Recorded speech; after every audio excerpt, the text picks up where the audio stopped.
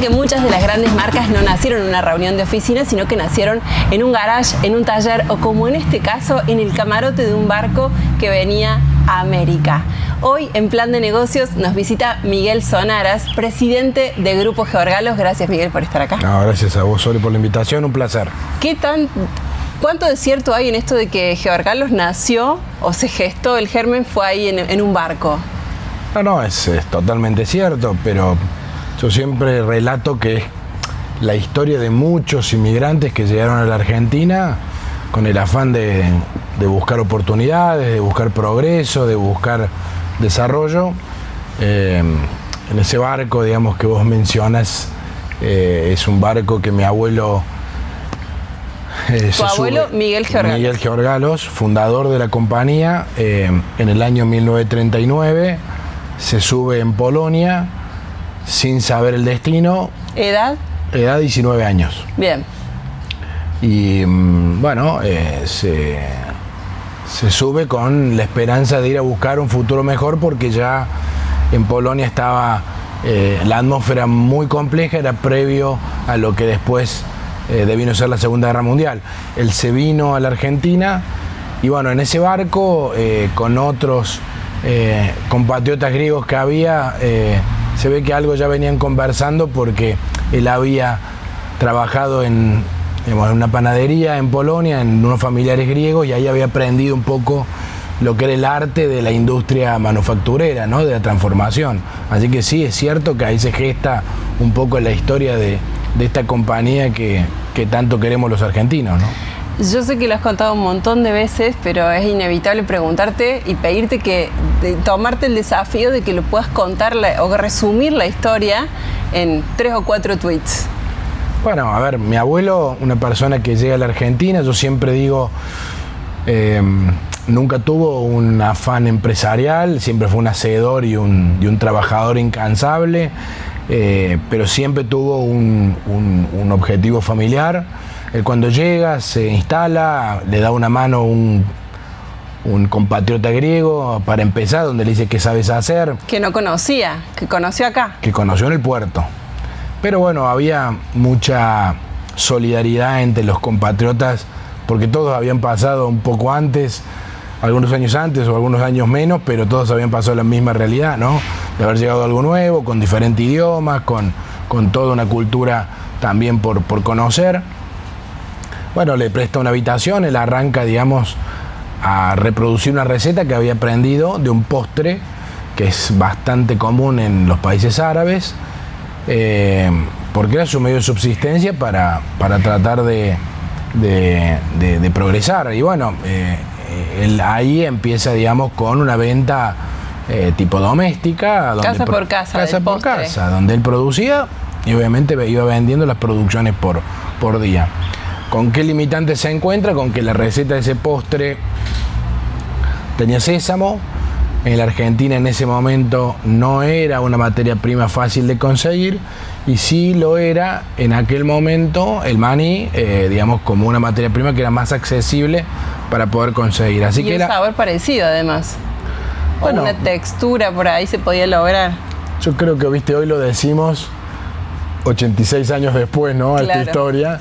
Yo creo que en aquel momento, medio que fue prueba y error, no había mucha estrategia de desarrollo de I+D, era más un golpe de suerte que otra cosa. Golpe de suerte, voy a comprar una materia prima, no me la pueden ofrecer porque no hay más, está disponible, bueno, intento y pruebo con esto y ver cómo me sale. Bueno, fue un producto que cada vez le iba mejor, cada vez se iba vendiendo un poco más, y bueno, ahí arranca la historia de su emprendimiento unipersonal, que a medida que fue, voy a ir más rápido porque no eran 3 tweets, pero a medida que fue progresando, él fue trayendo a toda su familia, y en la década del 50 se produce el desembarco de él en Córdoba, donde ya con un volumen, digamos, un poco mayor de materia prima consumida, busca en Córdoba, que era la productora por esencia del maní, su radicación para hacer este postre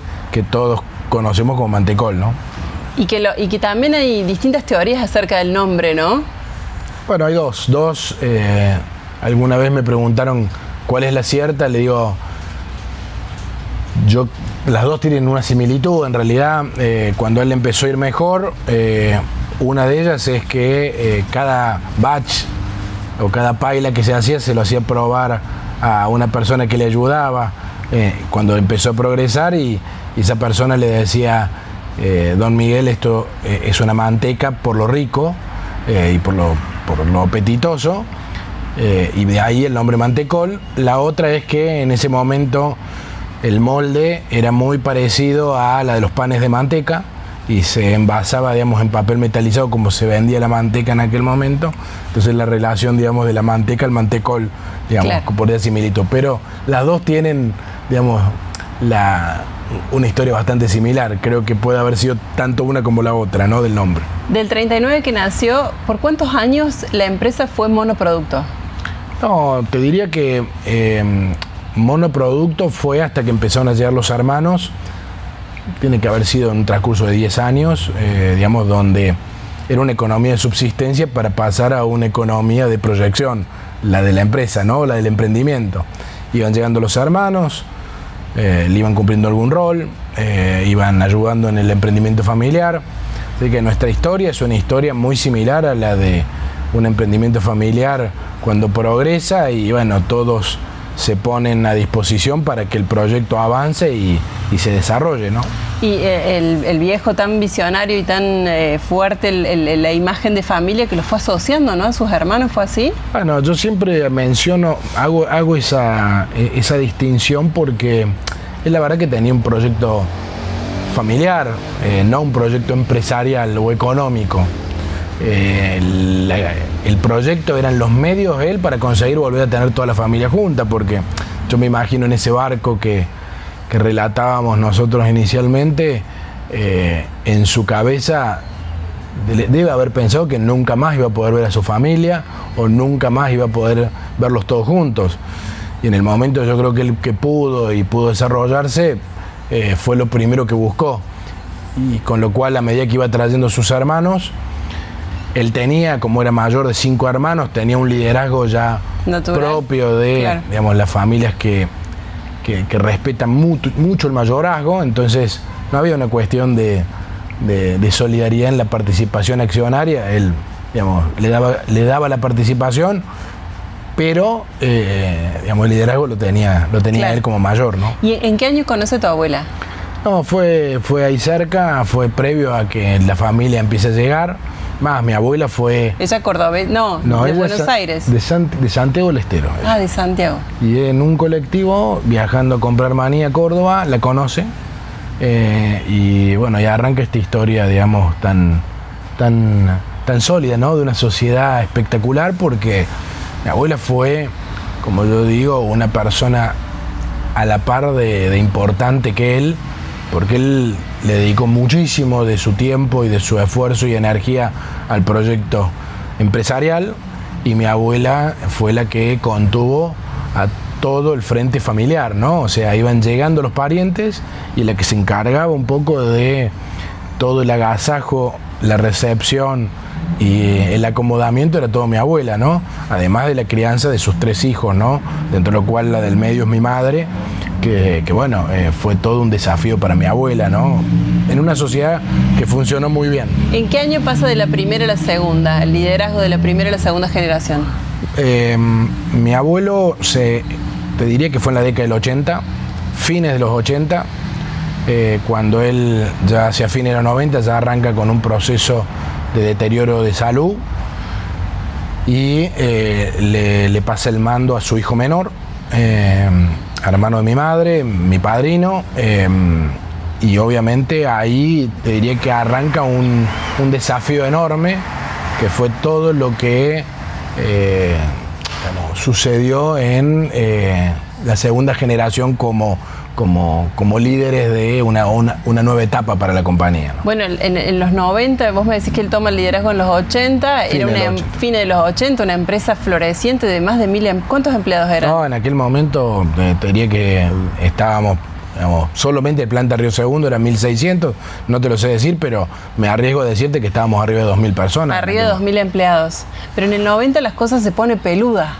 ¿no? ¿Qué pasó? Hacemos un parrafito de eso. No, a ver, yo siempre digo en la historia familiar nuestra y empresarial, no hay una monocausa de un monoproblema, pero yo sí, obviamente, era un contexto muy desafiante, donde las compañías veníamos, digo, formo parte, pero yo era un niño recién disfrutando de otras cosas, ¿no? Que la verdad que siempre se lo agradezco porque nunca me hicieron vivir esa parte tan difícil de la empresa en aquellos momentos, pero una economía donde se empezó a abrir, las multinacionales o los competidores externos empezaron a llegar al país con toda un avance en materia tecnológica, de sistemas, y las compañías argentinas por ahí venían con un poquito más de retraso.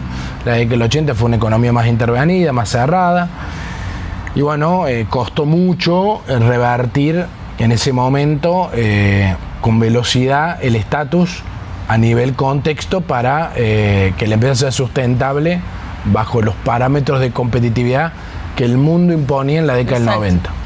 Por otro lado, desde el punto de vista familiar, mi tío muy joven, con un liderazgo difícil de consolidar porque tenía la participación accionaria atomizada, ya las decisiones no había, digamos, un mandato único, entonces se ralentizaban, había que trabajar un poco más en los consensos, había que trabajar un poco más en las puestas de acuerdo. Bueno, creo que ese combo entre el contexto, realidad de negocios, más realidad familiar nuestra y de conducción, hicieron de que realmente la compañía entrara en un proceso de lo que yo le denomino la crisis más profunda que tuvo en sus 86 años de vida, ¿no?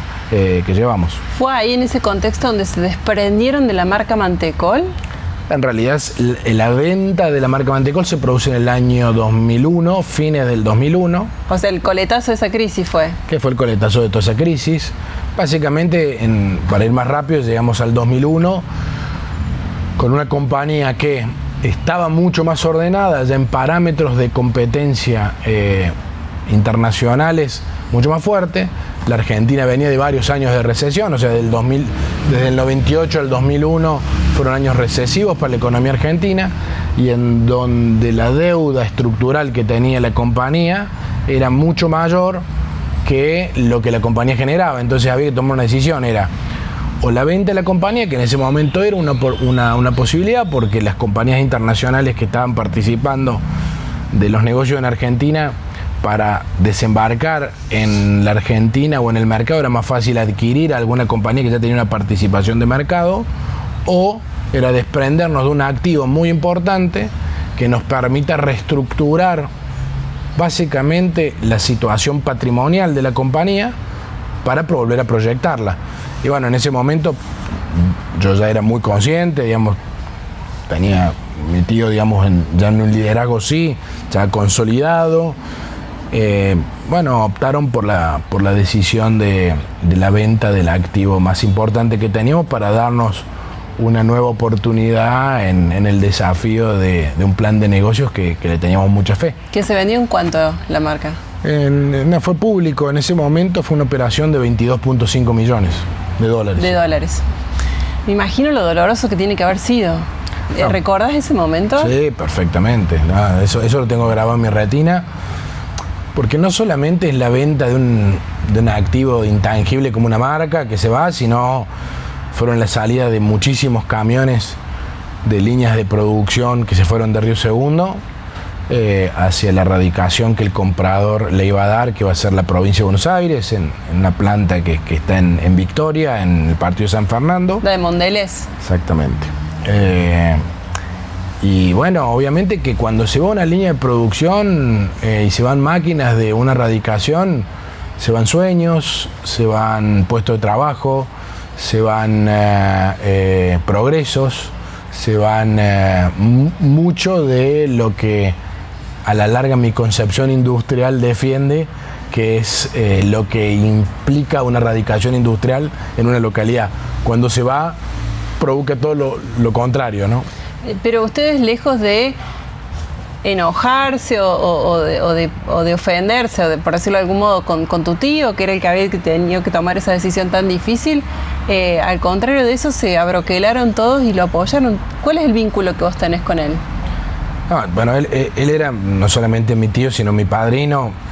Yo tuve una relación muy cercana. La verdad que él no solamente era para mí un segundo padre, sino que también aprendí mucho de él y tenía conversaciones diarias. Yo te diría que la decisión se apoyó porque era una decisión que había que tomar. O sea, no teníamos más alternativa que las dos decisiones que recién relaté.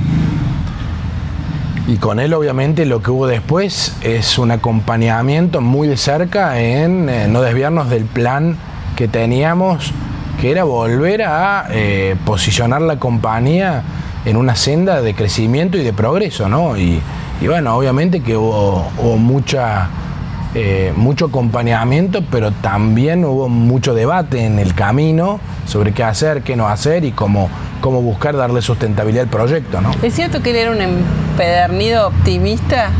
Sí, tremendo. Te pueden decir los que lo conocían, te diría que hasta muchos casi que lo catalogaban medio de loco, porque era una persona que hacia el exterior siempre brillaba, siempre daba buenos ánimos, siempre tiraba las mejores de las ondas, siempre estaba de buen humor y siempre los problemas los enfrentaba, ¿no? No les hacía, no le daba ningún tipo de problema, enfrentar los problemas con toda la actitud y el optimismo de que iban a venir tiempos mejores y que se iba a salir, ¿no? Quizá él estaba convencido de que iban a recuperar la marca en algún momento, ¿no? Bueno, decirlo es medio imaginarlo. Yo creo que el optimismo de él era que, no sé si la palabra ideal es revancha, pero sí que iba a tener una revancha. Sí que él se iba a poder dar el gusto de poder darle a la compañía una proyección, porque desde que él asumió el liderazgo hasta que tuvo que tomar la decisión de la venta, fueron tiempos súper complejos, ¿no? De batallar contra problemas todos los días y de batallar contra desafíos de ver cómo le encontraba la vuelta para que la compañía vuelva a ser sustentable. Hay un dicho que dice que en las compañías familiares, en las empresas familiares, la primera generación la funda, la segunda la posiciona, la desarrolla y la tercera la funde. Y lejos de eso, vos que sos tercera generación y ahora al mando, lograste recuperar la marca, ¿no? Fue como una revancha justamente, como sí, reivindicar un poco esa figura del tío. Yo primero a mí no me gusta, viste, hablarlo como un proceso único. Acá hubo todo un trabajo de muchísima gente muy comprometida con el proyecto y también del grupo accionario muy comprometido con el proyecto. A mí muchas veces lo que me toca ser en mi cargo es por ahí una figura formal de presentación, pero atrás hay un trabajo colectivo de muchísimas personas y muy compenetradas con el proyecto. A ver, hay anécdotas cómicas de que cuando se vendió la marca decíamos, bueno, tranquilos que la vamos a volver a recuperar. Había justo también personas que lo decían. Yo creo que eso estuvo bueno porque nos marcó un norte de hay que buscar que el proyecto sea sustentable, progresemos y vayamos para adelante. Y 20 años después se nos termina dando la posibilidad de volver a recuperar la marca, las líneas de producción, esas que habían salido de Río Segundo, y el negocio que para nosotros es muy importante, que es la categoría postre maní. Georgalos es una compañía hoy súper diversificada, pero nuestro ADN está en el mantecol. O sea, si nosotros perdíamos nuestro ADN, perdíamos nuestra identidad. Y la verdad que fueron 20 años con difícil identidad, ¿no? de negocio. Y mientras tanto construyeron una segunda marca que, bueno, en realidad era la primera en ese momento para ustedes, que es Nucrem, ¿no? Claro, nosotros... ¿Qué pasó con esa? No, después de un periodo de de no compete que habíamos firmado, un contrato con el comprador, pudimos relanzar una marca dentro de la categoría postre de maní. que bueno, digamos, hoy es una marca que tenemos dentro de la familia. Estamos, digamos, dentro de la formalidad, terminando todas las cuestiones formales para que termine siendo una marca que conviva dentro de la categoría, como lo convivió muchos años. ¿Pero el mismo producto? Tiene algunas diferencias de receta, dentro de una de las cuales Mantecol en la fórmula actual lleva cacao y Nucrem no lo lleva, digamos, dentro de una de los cambios, pero en esencia participa en la misma categoría que es postre maní, que dentro hoy de la categoría postre maní es muchísimo más amplia, donde entran los chocolates, donde entran las barras de cereales, donde entran muchos otros productos y la familia es mucho más amplia, ¿no? Miguel, ¿en qué anda hoy Georgalos? Georgalos hoy es una compañía que tenemos 7 plantas industriales en el país, 3 unidades de negocio. Sé que están viviendo tiempos desafiantes, ¿no? Bueno, como todo consumo masivo, para nosotros no fue un año, digamos, muy complejo porque tenemos un modelo de negocio compacto.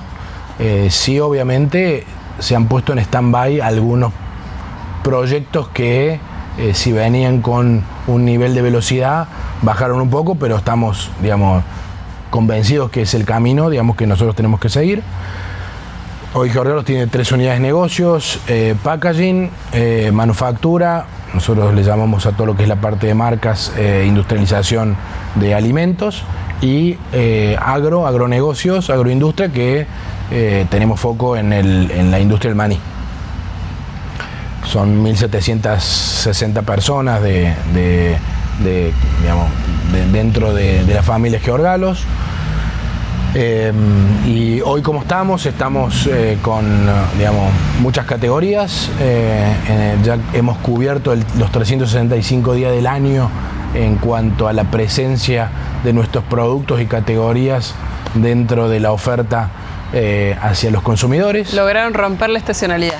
Logramos romper la estacionalidad y eso era uno de los planes, y por eso te digo, fíjate que este año, por ejemplo, hemos lanzado helados, que helados era una de las familias que nos faltaba y el plan siguió adelante.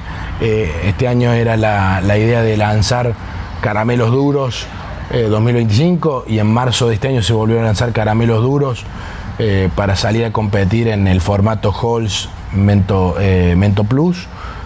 Nuestra marca Full Mint se lanzó en todos sus sabores. Se lanzó también la familia Toddy Chocolates. La idea era posicionarnos con una marca de chocolates más fuerte. Volvimos a posicionarnos, así que el plan siguió. Lo que tenemos para adelante es un plan de regionalización, ya sea comercial como industrial. La idea es diversificar un poco las plataformas industriales, ya sea en la región, para poder abastecer mejor los mercados de exportación desde otras radicaciones que tenemos, y desde el plan comercial es crecer mucho en LATAM, ser una empresa regional fuerte a nivel LATAM y tener negocios mucho más consolidados en todos los países que nosotros llamamos de mercado nostálgico, como es Estados Unidos, Europa, digamos, con foco en España principalmente, Israel y Centroamérica. Me quedaría charlando todo el día, porque la verdad que es súper interesante. Me gustaría hacer un poco de pie en esto, en los mercados internacionales. ¿A cuántos mercados exportan? No, hoy exportamos a todos los continentes, porque nosotros con el maní es un producto que vendemos desde China hasta los países limítrofes, digo, ¿no? Exportamos. Y los que son productos de manufactura, yo te lo voy a describir hoy en porcentajes de importancia. Dentro del 100% de los productos de manufactura o de valor agregado, te diría que el 80% es LATAM y el otro 20% es resto del mundo. Cuando hablo resto del mundo es porque por ahí algunos mercados lo abordamos con 1 o 2 o 3 códigos, y hay otros mercados internacionales donde los abordamos, por ejemplo, con marcas blancas de destino, ¿sí? Hacemos marcas de clientes de destino fabricadas con recetas, fórmulas y líneas nuestras en Argentina. ¿Cuántos ítems tienen en la cartera? Y SkyUs debemos tener hoy activos como 550 más o menos. Yo me acuerdo la primera vez que te entrevisté, hace muchos años atrás, que estabas al frente de una cerealera. Sí, esa compañía sigue siendo, pues por fuera de Georgalos, Ese fue un proyecto personal, ¿Que familiar. emprendiste solo? Sí, sí. Bueno, con tu mi padre. Exactamente, sí, que sigue activa. Esa empresa se llama Molinos Citari, hoy está perfectamente radicada en Río Segundo, con su proyección, sus planes de negocio, pero yo te diría, si salvo que la entrevista dure muchísimo tiempo, lo dejemos para otro capítulo. Dale, lo dejemos para el otro. Muchas gracias, Miguel. No, a vos sí, un placer acompañarlos. Miguel Suanaras, presidente de Grupo Georgalos, pasó aquí por Plan de Negocios.